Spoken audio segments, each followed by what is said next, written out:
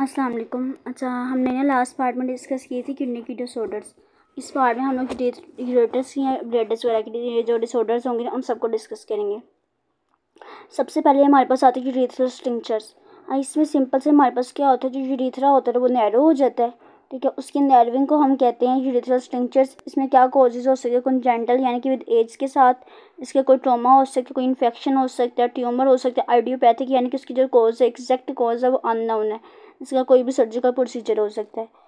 अब हमारे पास इसकी पैथोफिजियोलॉजी सिंपल से ये इन्फेक्शन या इंजरी की वजह से क्या होगा, वहाँ स्कार फॉर्मेशन होगी।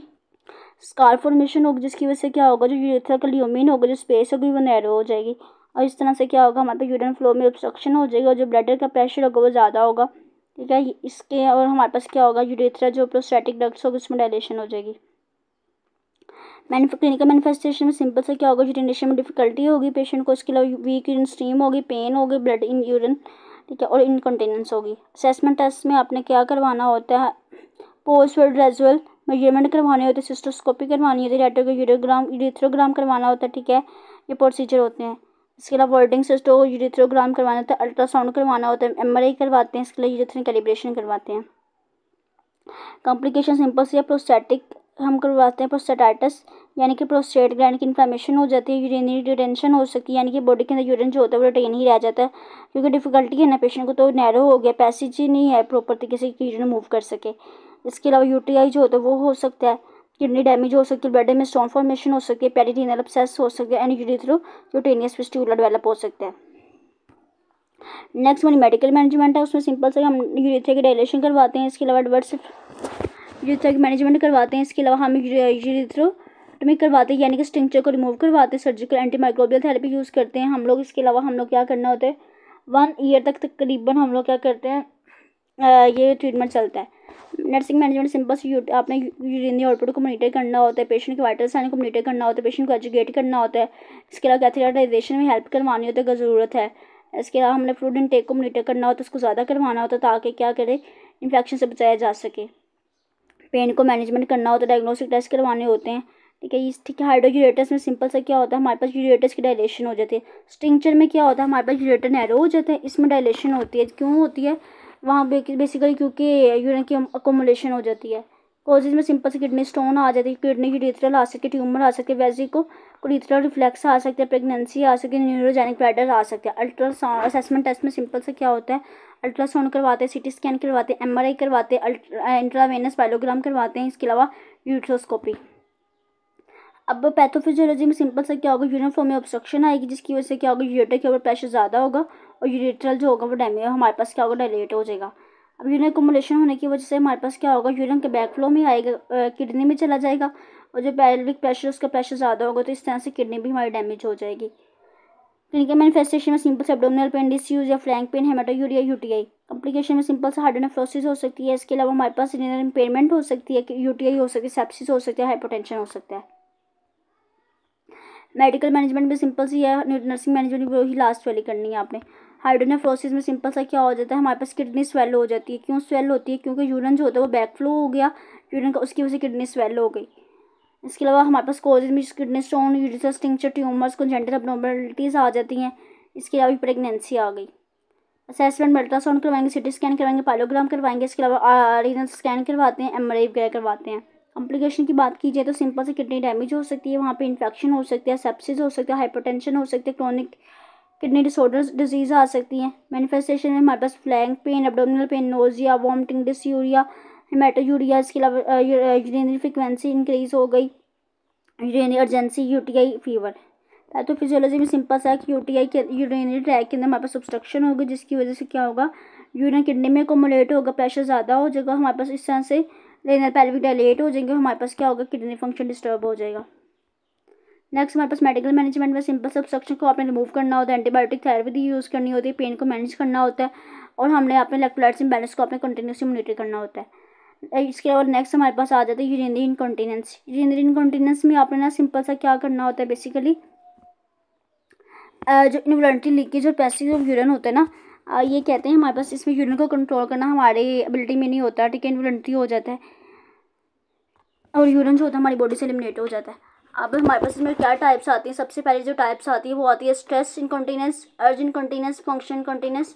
स्ट्रेस के अंदर हमारे पास क्या होता है, इंट्रा एब्डोमिनल प्रेशर ही होता है ना, जो उसके अंदर प्रेशर ज़्यादा, इंट्रा एब्डोमिनल प्रेशर ज़्यादा होने की वजह से क्या होगा, यूरिन लॉस हो जाएगा। इंट्रा एब्डोमिनल प्रेशर की वजह से ज़्यादा होने की वजह से जो लॉस होगा वो होगा स्ट्रेस इनकॉन्टिनेंस। अभी इंट्रा एब्डोमिनल प्रेशर क्यों ज़्यादा होगा, स्नीजिंग की वजह से ज़्यादा हो सकता है, कफिंग की वजह से ज़्यादा हो सकता है, पोजीशन को चेंज करने की वजह से ज़्यादा हो सकता है। अब इसकी क्या एग्जैक्ट कॉज हो सकती है, बेसिकली अगर पेल्विक फ्लोर जो होते हैं वीक हो जाएं।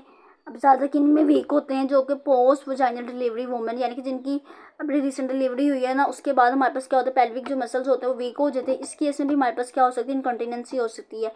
फिर हमारे पास आता है अर्ज इनकॉन्टिनेंस। इसमें ये होता है बेसिकली हमारे पास सडन स्ट्रॉन्ग अर्ज आती है यूरिन को अवॉइड करने की, लेकिन हम इसको अगर डिले नहीं कर सकते। इसके अलावा हमारे पास आ जाती है फंक्शनल इनकॉन्टिनेंस। फंक्शन इनकॉन्टिनेंस में सिंपल से हमारे पास क्या होता है, लोअर यूटीआई जो फंक्शन होते हैं वो डिस्टर्ब हो जाते हैं, जिसकी वजह से हमारे पास मतलब हमें वॉशरूम जाने में टाइम लग जाता है। और इस केस में हमारे पास क्या हो जाता है, ये हमारा यूरिन जो होता है वो वर्ड हो जाता है। इसमें हमारे पास लास्ट में आ जाता है इट्राजेनिक। इट्राजेनिक में भी सिंपल से हमारे पास क्या होता है, किसी मेडिकल फैक्टर की वजह से हमारे पास यूरिनरी इनकॉन्टिनेंस हो जाती है, मेडिकेशन वगैरह इसमें आ जाती है हमारे पास। मिक्स यूरिनरी कॉन्टिनेंस में सिंपल सा हमारे पास क्या होता है, अर्जेंसी के साथ हमारे पास फिजिकल एक्सर्शन की वजह से हमारे पास क्या होता है, इनकॉन्टिनेंस, ये अर्जिंग हो जाती है, इनकॉन्टिनेंस हो जाता है। रिस्क फैक्टर में हमारे पास सिंपल सा स्ट्रोक कर ले, डिमेंशिया कर लें, इसके अलावा स्क्लेरोसिस कर ले, पार्किंसन डिसऑर्डर्स कर लें, स्पाइनल कॉर्ड डिसफंक्शन कर लें, इसके अलावा नॉन न्यूरोजेनिक डिसऑर्डर्स आ जाती हैं, जनरल सर्जरी आ गई, इसके अलावा पोस्ट प्रोस्टेक्टमी आ गई, इनकॉन्टिनेंस आ गई। ब्लड इन ओवर, इसकी पैथोफिजियोलॉजी सिंपल सा ये है कि ब्लड ओवर एक्टिव कर जाता है, ठीक है। उसकी वजह से क्या होगा, हमारे एब्डोमिनल प्रेशर ज़्यादा होगा। एब्डोमिनल प्रेशर ज़्यादा होने की वजह से क्या होगा, हमारे जो पेल्विक फ्लोर के मसल्स होंगे वो वीक हो जाएंगे और यूरिनरी रेजिस्टेंस कम हो जाएगी, और इस तरह से हमारा जो यूरिन होता है वो बॉडी से लीक आउट कर जाता है। कॉम्प्लिकेशन में स्किन अल्सर हो सकती है, वहाँ पे लो सेल्फ स्टीम हो सकती है, anxiety, depression, social isolation, UTI. Assessment में यहाँ पे सिंपल से पेशेंट की हिस्ट्री लेनी होती है। इसके अलावा हमने इसके आउटपुट वगैरह को मॉनिटर करना होता है। इसके अलावा हम लोगों ने इसके लिए यूरोडायनामिक टेस्ट वगैरह करवाते हैं ताकि फर्दर एवेल्यूएट कर सकें। हम लोग यूरिन एनालिसिस करवाते हैं, इसके अलावा यूरिन कल्चर टेस्ट करवाते हैं, ये सब करवाते हैं। नेक्स्ट हमारे पास आते हैं मेडिकल मैनेजमेंट में। इसमें सिंपल से हमें बिहेवियर थेरेपी यूज़ करनी होती है। इसमें हम क्या करते हैं, बेसिकली क्या कहते हैं, पेल्विक जो फ्लोर मसल्स होते हैं उसके लिए एक्सरसाइज करवाते हैं ताकि वो जो वीकनिंग है ना उनको हम लोग ओवरकम कर सकें। फिर हमारे पास फार्माकोजेनिक थेरेपी यूज़ होती है। इसमें हमारे पास एंटीकोलिनर्जिक एजेंट्स आते हैं जो कि हमारे पास क्या करते हैं, यूरिन को कंट्रोल करने में हेल्प आउट करवाते हैं। सर्जिकल मैनेजमेंट में आ जाती है। उसमें हमारे पास सिंपल से हम लोग क्या करते हैं, वुमेन के अंदर एंटी वजाइनल रिपेयर करवाते हैं, ठीक है। इसके अलावा हमारे पेरी यूरेथ्रल बल्किंग करवाते हैं, आर्टिफिशियल यूरिनरी स्फिंक्टर जो होता है उसको वो करवाते हैं, इन्फ्लेट पंप यूज़ करते हैं उसके लिए, और मैन के अंदर हम ट्रांस यूरेथ्रल रिसेक्शन करवाते हैं। नर्सिंग मैनेज में सिंपल सा आपने क्या करना होता है, उसके पेल्विक फ्लोर मसल के लिए एक्सरसाइज करवानी होती है, इसके पेशेंट को एजुकेट करना होता है, ठीक है। इसके अलावा हमने उसको फार्माकोलॉजिकल ट्रीटमेंट देना होता है और सर्जिकल करेक्शन करवानी होती है पेशेंट के लिए। नेक्स्ट हमारे पास आ जाते हैं कॉजेज में सिंपल से क्या हो, डायबिटीज़ हो सकती है, प्रोस्टेट इनलार्जमेंट हो सकती है, यूरिनरी पैथोलॉजी हो सकती है, ट्रॉमा हो सकती है, प्रेगनेंसी हो सकती है, न्यूरोलॉजिक डिसऑर्डर्स आ सकती है, स्पाइनल कॉर्ड डिसफंक्शन आ सकता है, नॉन न्यूरोलॉजिक जेनिक डिसऑर्डर्स आ सकती है, पोस्ट जनरल सर्जरी आ सकती है। असेसमेंट में ना सिंपल से आपने क्या करवाना होता है, पेशेंट का उसका जो लास्ट वर्डिंग टाइम होता है उसको नोट डाउन करना होता है, ठीक है, और कितना उसने यूरिन वर्ड किया है। इसके अलावा हम लोगों ने इसकी जो स्मॉल अमाउंट ऑफ फ्रिक्वेंसी मतलब यूरिन जो वर्ड हो रहा है ना उसको भी आपने मॉनिटर करना होता है। डायग्नोस्टिक में आपने पोस्ट ब्लड अल्ट्रासाउंड करवाना होता है, यूरोडायनामिक स्टडीज़ करवानी होती है, post word residual urine assessment करवानी होती है। अब इसमें सबसे ज़्यादा जो इंपॉर्टेंट चैप्टर है ना वो ये है, यूरिन इनकॉन्टिनेंसी क्या होती है, ठीक है, इसके क्या रिस्क फैक्टर हो सकती है और इसकी टाइप्स। नेक्स्ट हमारे पास आ जाती है पैथोफिजियोलॉजी, यानी कि किसी भी सर्जिकल मैनेजमेंट की वजह से हमारे पास क्या होता है, रिफ्लेक्स डैमेज हो जाता है, नर्व डैमेज हो जाती है, उसकी वजह से हमारे पास क्या होगा, ब्लड की जो कंट्रक्टिविटी होती है वो डैमेज हो जाती है, वो इम्पेयर हो जाती है, और हमारे पास क्या हो जाता है, रेजिस्टेंस डेवलप हो जाती है, ज़्यादा हो जाती है, और जो ब्लड के मसल्स होते हैं वो उनकी इनरवेंशन कम हो जाती है, और इस तरह से हमारे पास यूरिनरी रिटेंशन हो जाती है, इनकंटिनेंसी हो जाती है। कॉम्प्लिकेशन में हमारे पास क्रोनिक इन्फेक्शन हो सकता है, रीनल कैल्कुलाई हो सकती है, पाइलोनेफ्राइटिस हो सकती है, सेप्सिस हो सकता है, हाइड्रोनेफ्राइटिस हो सकती है, एंड पेरिरीनल स्किन ब्रेकडाउन हो सकता है।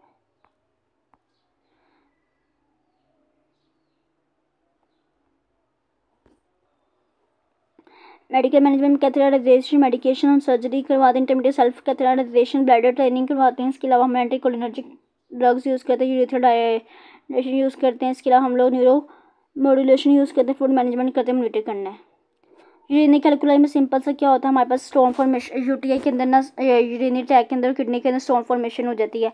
अब इसमें फर्दर टाइप्स आती हैं। कैल्शियम स्टोन हो सकता है, यूरिक एसिड स्टोन हो सकता है। अगर कैल्शियम ज़्यादा होगा तो कैल्शियम स्टोन होगा, अगर यूरिक एसिड ज़्यादा होगा तो यूरिक एसिड स्टोन होगा, अगर ऑक्सलेट्स ज़्यादा होंगे तो ऑक्सलेट्स का स्टोन होगा, स्लाइन स्टोन, और साथ में हमारे पास स्टीरॉयड स्टोन।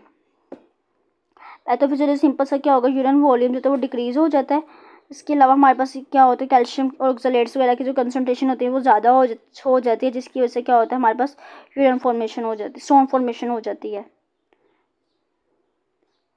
नेक्स्ट सिंपल से इसकी ईटियोलॉजिकल फैक्टर है कि आप कैल्शियम या फिर या ऑक्सलेट का इंटेक बहुत ज़्यादा करते हो, फूड इंटेक कम करते हो, डिहाइड्रेशन है पेशेंट को, ठीक है। इसके अलावा प्रीनेटल न्यूट्रिशन को टोटली आईवी मतलब आप वो यूज़ कर रहे हो। पायरोजेनिक बर्डर हो सकते हैं। इसके अलावा हाइपर पैराथायरॉयडिज्म के केस में हो सकता है, कैंसर हो सकता है अगर पेशेंट को, ट्यूबरक्लोसिस, सार्कोइडोसिस, ठीक है। एनोमलीज इन हमारे पास क्या होता है, यूरिनरी सिस्टम के अंदर कोई भी abnormalities आ गई, इस केस में भी हमारे पास क्या हो सकता है, किडनी स्टोन हो सकती है और यूरिनरी ट्रैक इन्फेक्शन आ सकते हैं। असेसमेंट में आप नॉन कंट्रोल सिटी स्कैन करवाते हैं। इसके अलावा हम लोग यूरिन टेस्ट को करते हैं, डायट्री वगैरह को हमने मोनिटर करना होता है। मैनिफेस्टेशन सिंपल से क्या होगा, ऑब्स्ट्रक्शन, इन्फेक्शन हो सकता है, एडिमा हो सकता है। इसके अलावा हमारे पास मेटायूरिया हो सकता है, पाययूरिया हो सकता है, रेडिएटिंग पेन हो सकती है, जो कि ब्लैडर से हमारे पास फीमेल मतलब ये रेडिएटिंग पेन वो होती है जो एक जगह से दूसरी जगह प्रोपागेट करती रहती है, ठीक है। एक्यूट पेन हो सकती है, नोजिया, वोमिटिंग, रेनल कोलिक, इसका डायरिया वगैरह हो सकती है, और यूरेथ्रा ऑब्स्ट्रक्शन हो सकता है। मेडिकल मैनेजमेंट में सिंपल से आपने क्या करना होता है, हमने स्टोन को एलिमिनेट करना होता है। इसके लिए स्टोन को टाइप्स को डिटरमाइन करना ज़रूरी होता है। फिर हम लोग क्योंकि इसके अलावा ये नेफ्रॉन को डिस्ट्रक्शन कर सकते हैं तो हमने इसको प्रिवेंट करना होता है, और इन्फेक्शन को कंट्रोल करना होता है, ऑब्स्ट्रक्शन को भी रिलीव करना होता है। पेन के लिए हम ओपियोइड्स एंस्टेड्स वगैरह देते हैं। न्यूट्रिशन थेरेपी हमने फूड इनटेक को ज़्यादा करवाना होता है। इसके अलावा यूरिन आउटपुट हमारा जो गोल होता है वो 2 लीटर्स पर डे से ज़्यादा होना चाहिए। कैल्शियम स्टोन के लिए हम लोग क्या करते हैं, फूड इनटेक को ज़्यादा करते हैं, ठीक है। इसके अलावा थायराइड डाइरेटिक्स वगैरह प्रेफर किए जाते हैं। यूरिक एसिड स्टोन के लिए हम लो प्यूरिन डाइट देते हैं, ठीक है। इसके अलावा हमारे पास क्या होता है, इसके लिए हम मशरूम्स वगैरह, ऑर्गन मीट्स वगैरह से अवॉइड करना होता है। मेडिकेशन में हमारे पास एलोपिनोल आती है। स्लाइन स्टोन के लिए हम लोग प्रोटीन जो होती है उसको कम करते हैं डाइट के अंदर। इसके अलावा हम लोग अल्कनाइज यूरिन आती है। ऑक्सलेट के अंदर हमने क्या करना होता है, यूरिन को ये जो डायलेशन यूरिन जो होता है ना मेंटेन करना होता है, किसको, डायलेट यूरिन को। अब इसमें ना हम लोग ऑक्सलेट्स वगैरह का ना लिमिट करना होता है उसका इंटेक को, जिसमें हमारे पास ऑक्सलेट कहाँ प्रेजेंट होता है, स्पेनिश में, स्ट्रॉबेरीज में, रबड़ में, इसके चॉकलेट्स में, टीज में, पीनट्स में एंड वेट ब्रेड में। इंटरवेंशनल प्रोसीजर में सिंपल हमारे पास क्या होता है, यूट्रोस्कोपी आ जाती है, हमारे पास एक्स्ट्रा कॉर्पियल शॉक वेव लिथोट्रिप्सी आ जाती है हमारे पास। इसके अलावा स्टोन रिमूवल हो सकती है, एंडोयूरोलॉजिकल। इसके अलावा इलेक्ट्रोहाइड्रोलिक लिथोट्रिप्सी आ जाती है, जिसमें हम शॉक वगैरह को हम लोग वेव के जरिए स्टोन को ब्रेक करते हैं। नेक्स्ट हमारे पास आ जाती है कीमोलाइसिस, यानी कि केमिकल्स के जरिए हम लोग क्या करते हैं, स्टोन को डिसॉल्व करते हैं। सर्जिकल प्रोसीजर में मैनेजमेंट में हमारे पास आता है नेफ्रोलेक्टमी, यानी कि हम लोग किडनी के इंसर्ट करते हैं स्टोन को रिमूव करने के लिए। फिर नेफ्रेक्टमी आती है, यानी कि हम लोग क्या करते हैं, जो किडनी का नॉन फंक्शनल पार्ट होता है उसको कहते रिमूव कर देते हैं। पाइलोलिथोटमी, इसमें सिंपल से हम क्या करते हैं, किडनी पेल्विक्स के जरिए हम स्टोन को रिमूव करते हैं। यूरेथ्रोलिथोटमी, यानी कि यूरेटर के जरिए हम लोग क्या करते हैं, किडनी को रिमूव करते हैं। सिस्टोटमी, यानी कि ब्लडर के जरिए, और हमारे पास लिथोलेप्सी, इसमें हम सिंपल सा क्या करते हैं कि जो ब्लडर होता है ना, क्या कहते हैं, यूरेथ्रा के जरिए हम लोग क्या करते हैं, इंस्ट्रूमेंट को इंसर्ट करते हैं, ब्लडर के अंदर जो स्टोन होता है उसको डिसॉल्व करते हैं। पेन को मैनेज करना होता है, पेशेंट की पोटेंशियल कॉम्प्लिकेशन को मैनेज करना होता है। इसके अलावा उसके होम और जो कम्युनिटी बेस्ड केयर होती है उसको प्रमोट करना होता है, ताकि पेशेंट को कहना होता है कि अपनी सेल्फ केयर को मॉनिटर करे। नेक्स्ट हमारे पास आ जाती है एक्यूट रीनल फेलियर या एक्यूट किडनी इंजरी। बच्चों ये इतना इंपॉर्टेंट क्वेश्चन है, इतना इंपॉर्टेंट है कि बस इसमें सिंपल सा क्या, एक्यूट में होता है कि किडनी का सडन लॉस हो जाता है अपने फंक्शन से, ठीक है। अब कोई भी किडनी में अगर डैमेज होगा तो उसकी वजह से क्या होगा, सडन लॉस हो गया। इसकी क्लासिफिकेशन में ना हम लोग कौन सा क्राइटेरिया यूज़ करते हैं, राइफल क्राइटेरिया। यहाँ पर राइफल में आर्स का मतलब होता है रिस्क, आई का मतलब इंजरी, एफ का मतलब होता है फेलियर, आई का मतलब एल का मतलब होता है लॉस एंड ई का मतलब होता है एंड स्टेज किडनी। अब इसमें क्या होता है रिस्क में ना, अगर तो हमारे पास किडनी का जो सीरम क्रिएटिनिन लेवल होता है ना वो अपनी ओरिजिनल से 1.5 टाइम ज़्यादा होता है अपनी ओरिजिनल फॉर्म से, ठीक है। और GFR जो होता है 25% कम होता है, जितना नॉर्मल है उससे 25% कम होता है। अब यूरिनरी आउटपुट क्राइटेरिया में सिंपल सा क्या होता है 0.5 ml/kg/h फॉर 6 आवर, इतना यूरिन प्रोड्यूस होता है। इंजरी में क्या होता है हमारे पास सीरम क्रिएटिनिन जो होता है ना वो बेस लाइन से 2 टाइम ज़्यादा होता है। और GFR जो होता है रेट ज़्यादा, हमारे पास GFR जो रेट होता है ना वो 50% कम प्रोड्यूस होता है नॉर्मल से। अब इसमें हमारे पास यूरिन जो होता है 0.5 ml/kg/h फॉर 12 आवर्स, मतलब 12 घंटे में इतना यूरिन प्रोड्यूस होगा। और फेलियर में हमारे पास जो सीरम क्रिएटिनिन का लेवल होता है वो 3 टाइम ज़्यादा हो जाता है अपनी बेस लाइन से। और जो ग्लोमेरुलस फिल्ट्रेट रहता है ना वो 75% कम प्रोड्यूस होता है। पहले 25 था, फिर वहाँ से 50, फिर 75% कम प्रोड्यूस हुआ। और जो हमारे पास यूरिन आउटपुट होता है वो 0.5 ml/kg/h फॉर 24 आवर्स में इतना प्रोड्यूस हुआ। नेक्स्ट हमारे पास लॉस में सिंपल सा क्या होता है हमारे पास कि जो किडनी होती है वो कम्प्लीटली फंक्शन से अपने लॉस कर देती है, यानी कि जो ग्लोमेरुलस फिल्टर वो हो हमारे पास 100% जो होता है वो नहीं प्रोड्यूस हो रहा, और जो यूरिन क्राइटेरिया होता है वो भी नहीं है, ठीक है। एंड स्टेज में तो किडनी कम्प्लीटली डैमेज हो गई है। नेक्स्ट हमारे पास आ जाती है इसकी कॉजेज़, ये भी बहुत इंपॉर्टेंट है। Pre renal failure, pre renal failure में हमारे पास कहते हैं कि ऐसे कौन से कॉजेज़ हैं जिन्होंने किडनी को मतलब इसमें प्री रेनल फेलियर में हमारे पास क्या हो जाता है फ्लूइड वॉल्यूम रिजल्टिंग, अगर यानी कि किडनी में अगर फ्लूइड ही कम जा रहा है इस केस में भी हमारे पास क्या होगा प्री रेनल फेलियर होगा। उसमें हमारे पास आ जाता है हमारे पास गैस्ट्रोइंटेस्टाइनल यानी कि वॉमिटिंग डायरिया वगैरह की वजह से हमारे पास फ्लूइड लॉस नहीं हो रहा, मतलब किडनी को प्रॉपर तरीके से फ्लूइड ही नहीं पहुंच रहा, जिसकी वजह से क्या होगा प्री रेनल फेलियर। नए हेमोरेज हो सकते हैं या रेनल लॉस हो सकते हैं, यानी कि डायूरेटिक्स एजेंट्स वगैरह। नेक्स्ट हमारे पास आ जाता है इम्पेयर्ड कार्डियक एफिशिएंसी, यानी कि कार्डियोजेनिक शॉक की वजह से, डिसअरिथमिया की वजह से, हार्ट फेलियर की वजह से, मायोकार्डियल इन्फारेक्शन की वजह से हमारे पास क्या हो सकती है इम्पेयर्ड कार्डियक एफिशिएंसी हो सकती है। वैसोडाइलेशन में ना सिंपल सा क्या हो सकती है एनाफाइलैक्सिस, एंटी हाइपरटेंसिव मेडिकेशन या कोई अदर मेडिकेशन हो सकती है। इंट्रारेनल फेलियर में सिंपल सा क्या होता है हमारे पास प्रोलॉन्ग, अच्छा प्री का मतलब होता है पहले, किडनी जो होती है ना वो मतलब ऐसे कौन से फैक्टर्स आएंगे जो किडनी को मतलब फेल करती है। फिर इंट्रा के किडनी के अंदर ऐसे कौन से फैक्टर्स आ रहे हैं जो कि किडनी को फेल कर रहे हैं। इसमें हमारे पास क्या हो सकता है कि किडनी को एक लंबे अरसे तक किडनी के टिश्यूज़ को एक स्कीमिया मतलब ब्लड सप्लाई ही नहीं मिल रहा, तो इसकी वजह से भी क्या हो सकती है किडनी फेल हो सकती है। नेफ्रोटॉक्सिक एजेंट्स यानी कि कुछ ऐसे सब्सटेंस किडनी के अंदर प्रोड्यूस हो रहे हैं जिसकी वजह से क्या हो सकता है हमारे पास किडनी डैमेज हो रही है, जिसमें हमारे पास कुछ ऐसे इन्फेक्शियस प्रोसेस आ जाते हैं जिसमें एक्यूट ग्लोमेरुलोनेफ्राइटिस, एक्यूट पाइलोनेफ्राइटिस, ये सब किडनी को डैमेज कर रहे हैं। और पोस्ट यानी कि किडनी के बाद के कौन से ऐसे फैक्टर हैं जो कि किडनी को डैमेज करने में हेल्प आउट कर रहे हैं, उसमें हमारे पास यूटीआई में कोई ऑब्स्ट्रक्शन आ सकती है, ठीक है, ब्लड क्लॉट हो सकता है, कैलकुलाई हो सकते हैं, स्टिंक्चर्स हो सकते हैं, ट्यूमर्स हो सकते हैं। फिर हमारे पास आ जाती है फेजेस ऑफ AKI, 4 फेजेस होते हैं। पहले इनिशिएशन फेज होता है, फिर ओलिगोयूरिक फेज होता है। इनिशिएशन फेज में ना बेसिकली क्या होता है हमारे पास क्या कहते हैं